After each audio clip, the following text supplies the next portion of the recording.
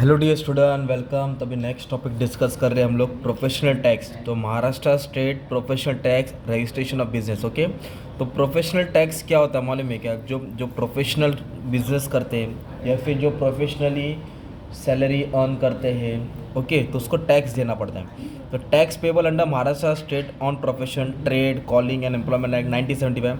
तो क्या बोला? एनी पर्सन अर्निंग सैलरी, जो सैलरी कमा रहा है या wages, shall be dictated by employers, की कंपनी उसका सैलरी काटेगा। Such employer shall be liable to pay on behalf of such person. फिर वो कुछ टैक्स पे करना पड़ता है इसके अंदर। ओके, तो टैक्स कितना देना पड़ता है, क्या देना पड़ता है, पहले वो देखते हैं, और किसको नहीं देना पड़ता है। तो प्रोफेशनल टैक्स कितना देने का? मैक्सिमम कितना? 2,500 है साल का, मैक्सिमम 2,500। ओके, ये फिक्स है। In case of employ professional tax payable as follow. Maximum कितना? 2,500 है। अगर बंदा मेल है, ओके, मेल बोलो तो आदमी है, तो 7,500 पगार है महीने का, तो उसको टैक्स नहीं देना है। अगर उसकी पगार 7,500 से 10,000 है, तो उसको एक महीने का 175 देना है। अगर 10,000 से ज़्यादा कमाता है तो 200 पर मंथ या फिर 300 पर मंथ मार्च, तो इतना उसको टैक्स देना है। अप्रैल टू फेब का 200 देना है और मार्च का 300, इस तरह उसको 2,500 देना है टैक्स। बट अगर एम्प्लॉय फीमेल है, लेडी वर्कर है, लेडी एम्प्लॉय है, तो 25,000 के बाद उसको 25,000 तक के सैलरी कमाने पे उसको कोई टैक्स नहीं देना है, नील है। और उसकी सैलरी 25 से ज़्यादा होगी तब उसको प्रोफेशनल टैक्स पे करना है। 200 पर मंथ है अप्रैल टू फेब का और 300 मार्च का, ये मेन लिमिट था। ओके, और साल का कितना है? 2,500। साल का कितना है? 2,500। एग्जम्पशन मतलब होता है माफ़। एग्जम्पशन मतलब उसको छोड़ के, किसको प्रोफेशनल टैक्स नहीं देना है? मेंबर ऑफ आर्म फोर्स, मतलब जो यूनियन सर्विस को आर्म फोर्स बोले, देखते हैं मिलिट्री वाले समझ लो, है ना।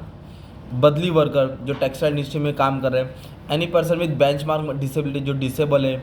महिला प्रधान क्षेत्रीय बचत योजना, इसके अंडर काम कर रहे से उसको माफ़ है। जो मेंटल है बंदा, उसको माफ़ है।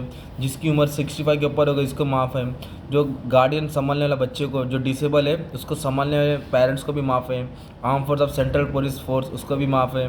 माथाडी कामगार, ये सबको एग्जाम्पशन फ्रॉम टैक्स है, मतलब टैक्स नहीं देना, प्रोफेशनल टैक्स नहीं देना है। ओके, तो क्या दिया था मालूम है क्या? अकॉर्डिंगली पर्सन लाइबल टू पे टैक्स आर सपोज टू अपने PTEC, मतलब ये सब अप्लाई करना पड़ता है। ओके, तो क्या था ये? जो सैलरी कमाता है उसको टैक्स देना पड़ता है। तो किस कहाँ काम करता है?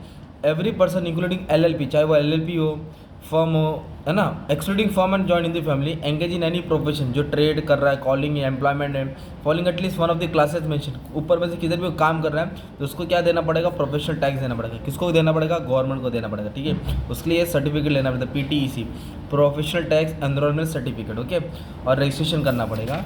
तो payment of professional tax, this is E payment, electronic payment है, वेबसाइट के थ्रू पे करना है। ड्यू डेट क्या होता है इसका? During first year of registration with in 1 month, मतलब पहले महीने में देना पड़ेगा।